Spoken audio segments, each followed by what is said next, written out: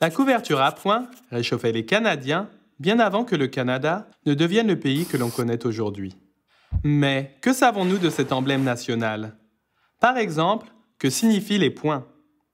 On dit souvent que le nombre de points représente le nombre de peaux de castor que valait la couverture. Mais ce n'est pas tout à fait exact. Le nombre de points indique en fait la taille de la couverture.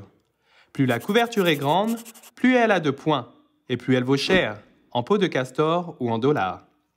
Au départ, le nombre de points de la couverture et la quantité de peau nécessaire pour se la procurer étaient presque équivalents. Mais le ratio a fluctué avec le temps. Même si différentes couvertures à points ont été commercialisées par diverses entreprises au Canada, les clients se tournaient toujours vers les couvertures chaudes et durables qui leur permettaient d'affronter les rigueurs du climat canadien. Avec le temps, le terme couverture à points n'a plus été associé qu'aux couvertures de qualité offertes par la compagnie de la baie d'Hudson. En laine de mouton, ces couvertures étaient fabriquées par des tisserands anglais, principalement originaires de la ville de Whitney, dans le comté d'Oxford. Au XIXe siècle, la filature a été déménagée dans le comté de York, dans la ville de Leeds et ses environs. La fabrication des couvertures n'avait rien de facile.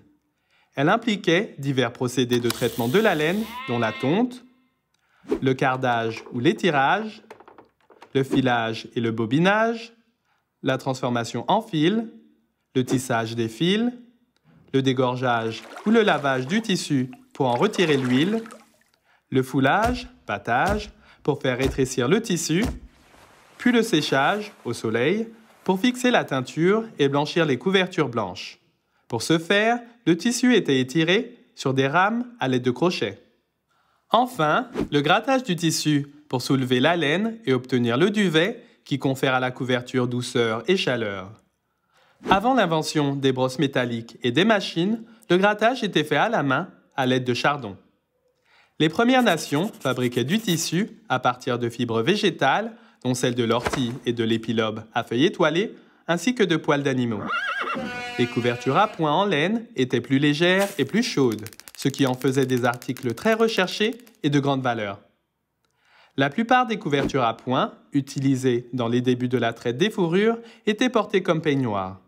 Voilà pourquoi les couvertures les plus populaires de l'époque comptaient entre 2 et 3 points et mesuraient entre 1,5 et 1,8 mètres, ou 5 et 6 pieds de longueur. Elles étaient trop courtes pour couvrir le dormeur, mais parfaites pour servir de peignoir. Ces couvertures reflétaient le style des peuplages autochtones locaux et arboraient différentes couleurs selon la région.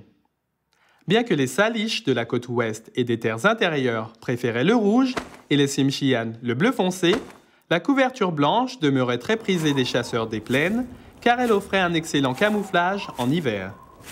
La couverture était plus qu'un peignoir car on pouvait la tailler pour en faire un pantalon ou une jambière, des couvre-bottes, des doublures ou des chaussettes. Les couvertures servaient aussi de porte pour les cabanes, de toit pour les appentis, de lit pour les traîneaux à chiens et même de voile pour les canoës ou les luges.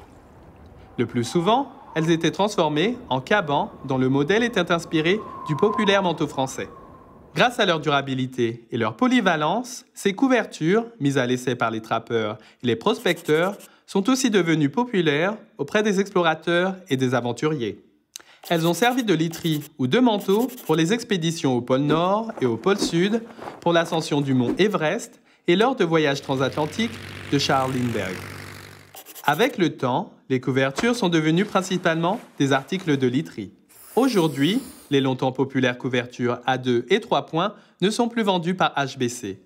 Elles ont été remplacées par des couvertures dont la taille convient aux matelas modernes. Des grandes expéditions au confort du foyer, la couverture à points représente des siècles de chauds souvenirs. La couverture à points HBC, plus de 200 ans de chauds souvenirs.